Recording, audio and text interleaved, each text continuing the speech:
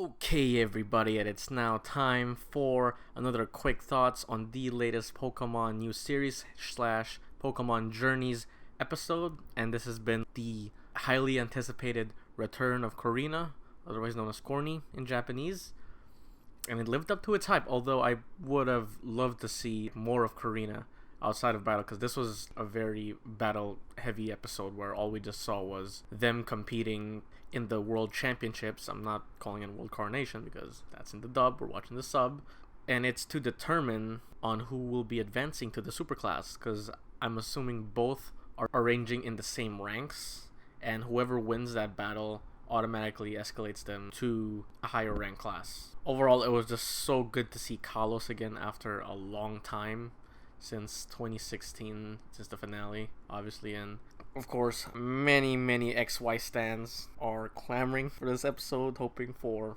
flashback scenes, specifically with Serena signing, because you know how all those fanboys are with wanting her to return. I mean, I personally want her to return also, but I'm not that desperate of wanting her to return if there's no reason or rhyme to it, because I want her return to be special and not just some throwaway flashback scene or cameo non-speaking appearance. Anywho, we're not gonna talk about that. It's all about the battle that Ash and Korrina had. And the episode literally starts off with Ash battling this random cowboy scarf-wearing dude with a Clowitzer, I believe. And it's one of those quick semi-off-screen battles where it just shows the setting and what the episode is about, because obviously they didn't want to make the whole episode about that whole Battle Fest event. Sort of forgot what the name of it was, of the actual event. And Ash made a strong showing by easily defeating that Clowitzer with just a single Iron Tail. And he is undefeated in this World Championships arc. And I like that they're doing that because, again, Ash is a seasoned pro. He's been doing this for over 20 years, even though he's still 10. And we want to see him show off his skills and what he's learned in the past, proving himself to be a veteran trainer and not just some schmuck that came out of Pallet Town. He's had a lot of badges, won Battle Frontier, won the Orange League, and even Champion of Alola, which he never even mentioned to go yet, which is humbling of him. But we will eventually get to that, hopefully. And Go in this episode was just what you'd expect of what Go would do. Just catching as much Pokemon he can, and he caught quite a bunch. I can't remember most of them, but I know he caught like a set of Flabébé, because they come in different colors. And along the way he even met Gherkin, which was Korrina's grandfather and the founder of Mega Evolution. I think his name was Concombre in Japanese, which I think has a funny meaning to it, but I can't remember off the top of my head. His name was actually Cucumber, so that's a pretty funny coincidence, and I have no idea why the Japanese named it that. Then we fast forward to the reunion between Ash and a former traveling partner. She was a former traveling partner, even though it was very temporarily, in Korrina. And I love how they reintroduced Lucario with sensing his aura nearby, and Ash immediately recognized that it belonged to Korrina. And I just loved how Riolu looked up to Korrina's Lucario, making that sweet, adorable face, showing its admiration and wanting to become that strong one day. But I really hope that it doesn't evolve, because, come on.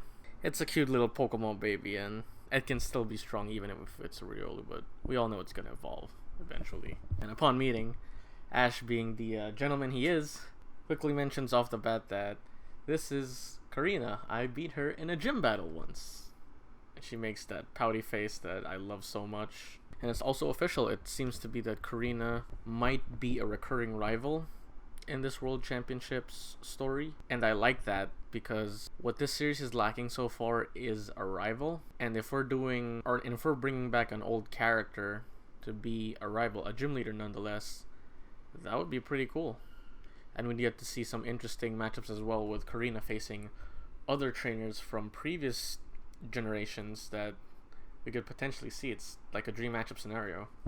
So I really do hope she ends up in future episodes soon. Now we will go to the battle itself. Honestly, this felt like a 2-on-1, because Dragonite literally, or Karyu, carried the entire battle. Korrina starts off with U-turn from her Mienshao, which automatically switches to her ace Lucario, and defeats Ash's Gengar with ease, thanks to its speed and its devastating Bone Rush attacks. Which, and I have to add, the animation for the battle scenes are beautiful. Like, I can't remember if we saw that much detail and context with how the moves played out in Alola, but it really looked well done, especially that Aura Sphere. Most of my friends are familiar with more of the names on the animation directors, so I'd rather not give you false information on who exactly did the key animation here, but they did a really good job with this very anticipated battle that we all knew we'd enjoy nonetheless. We also saw the return of Mega Evolution. What I do remember, though, is that the music played when Korrina Mega Evolves her Lucario was done by Shinji Miyazaki, because of his previous works with not just the anime but the games as well.